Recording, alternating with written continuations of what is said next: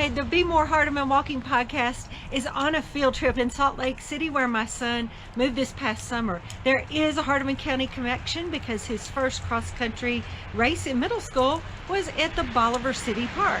So let's take a walk, Christopher. So when you were in middle school, your pediatrician talked about making healthier choices, and you for a while didn't do that, but at some point you decided to eat differently and lose weight and exercise. So what really got you motivated to do it? Part of it was, I guess you could say, more of an emotional response. You know, I was younger in middle school, and kids can be a little more vicious at that age, and so a mix of bullying, but more importantly, what really kicked in was a pediatrician making it a health issue.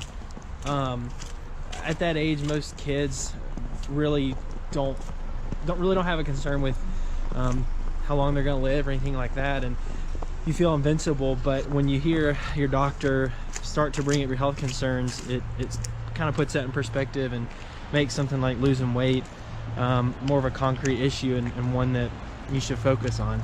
Gotcha. And so, as I recall, you were in the 7th grade, and of course I teaching nutrition could kind of guide you a little bit on what to do. Okay, so you can carry the stick today. I can carry the camera, yeah. So one of the things that I did was offer healthy food, and a lot of times parents would say to me, what is it that you are making Christopher do?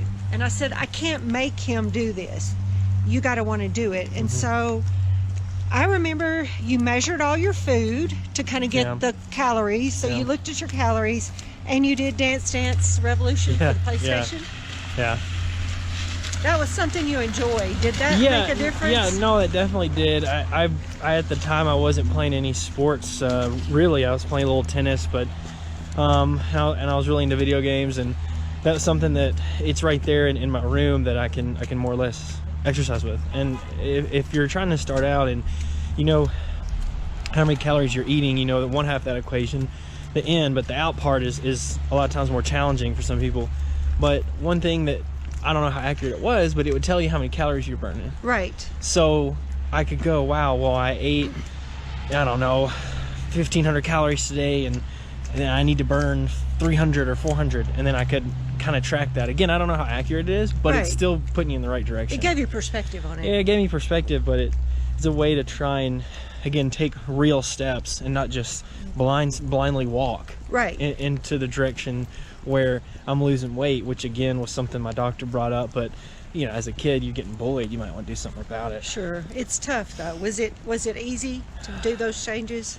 It was hard initially. I think it's anytime anybody loses weight, the first steps are the hardest because you don't see any progress. Right. You step on the scale and it looks the same or it hasn't changed much.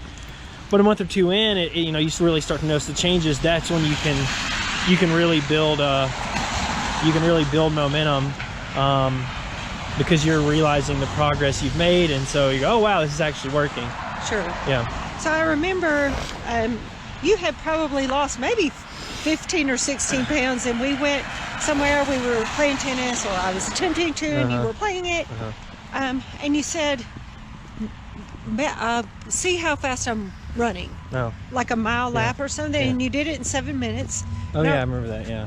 And I remember you saying, I think that's pretty good. Right. So that's when you took up running, isn't it? That is, right around that time, yeah. And luckily where we lived, we were right next to the cross-country track, the trail rather, and so I had really easy access to that. And I think even where I live now, I can step out my door and go for a run. I'm about a mile away to where I can do really great trail running here at City Creek Canyon in Salt Lake City, and so having access to that, having really easy access to that, it kind of, you really don't have any excuse. I mean, a day like today where it's snowing, I probably don't want to get out, but if it's a nice spring day like it should be today, I'd be out running.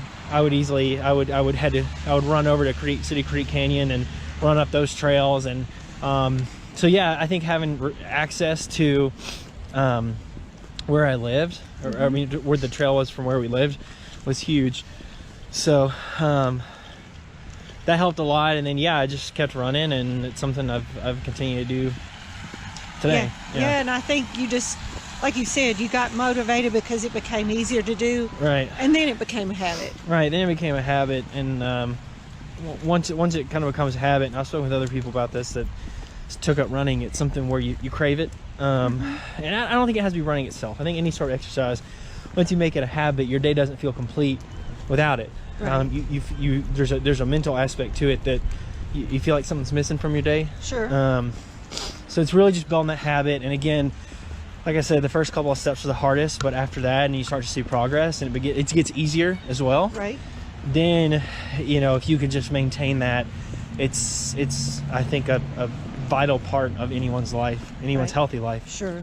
Was there anything that I, as your parent, did or said that helped or hurt? Not just being supportive. I mean, I think most big initiatives anybody takes, losing weight or anything similar to it, you've got to do it yourself. Yeah. You got to do it yourself. You can't have someone force it on you. That's true. You can't have someone do it for you. And so, all you can do is support people going through that. I think you really just supported it. Obviously, made healthy foods available. So yeah, well, cool. Well, I want to thank you for doing this. I no know. problem. Yeah, it's a. Let everybody see the beautiful snow. This is Pioneer Park. Pioneer Park here in Salt Lake City. I live Cool. nearby. All right. Yeah. Thanks for doing this. Yeah, no problem. All right.